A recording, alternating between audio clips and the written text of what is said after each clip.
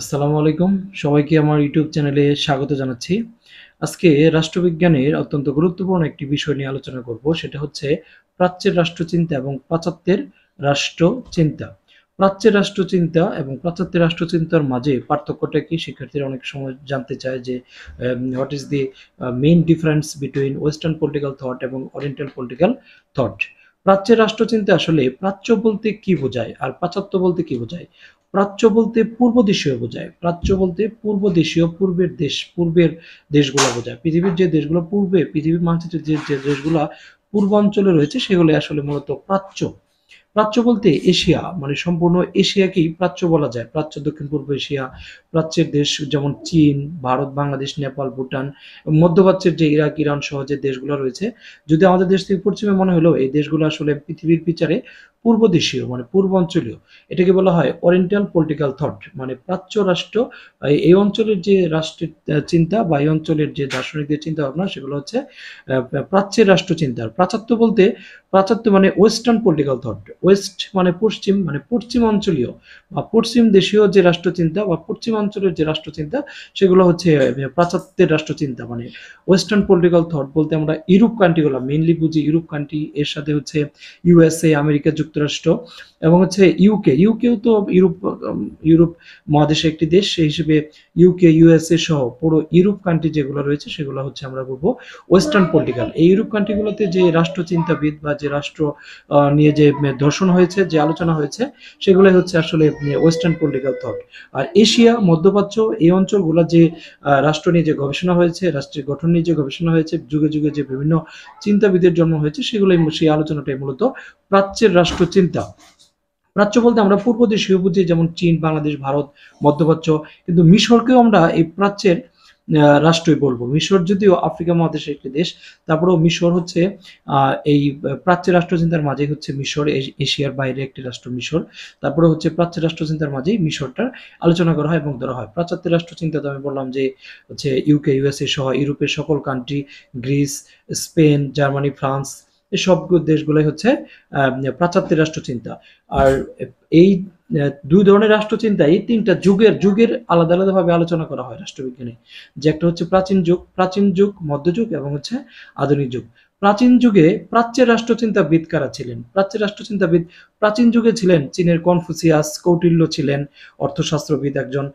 এদেরকে বলা হতো যে প্রাচীন যুগে এরা ছিলেন। কনফুসিয়াস প্রাচীন যুগের দার্শনিক এবং তিনি শাসকও ছিলেন। আর হচ্ছে আবুল ফজলকেও প্রাচীন যুগের প্রাচীন যুগের প্রাচ্যের রাষ্ট্রচিন্তাবিদ মনে করা হয়। আর পাশ্চাত্যের প্রাচীন যুগ যারা ছিল, অ্যারিস্টটল, প্লেটো, সক্রেটিস, পলিবিয়াস, সিসেরো, মানে রোমান সম্রাট, রোমান দার্শনিক সহ, এদেরকে বলা হয় আসলে পাশ্চাত্যের প্রাচীন যুগের রাষ্ট্রচিন্তাবিদ।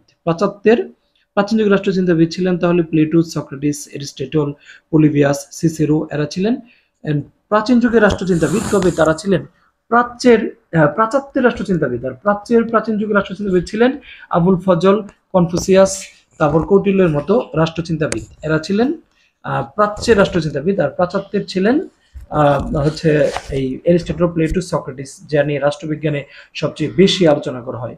আর প্রাচ্যের মধ্যযুগ ছিলেন মূলত মধ্যযুগটা ছিল মূলত যে মধ্যপ্রাচ্যের যে রাষ্ট্রগুলো রয়েছে সেই রাষ্ট্রগুলোর দার্শনিকদের আলোচনায় আসলে রাষ্ট্রবিজ্ঞানে মধ্যযুগের যে প্রাচ্যের আলোচনা সেটা মনে করা হয়।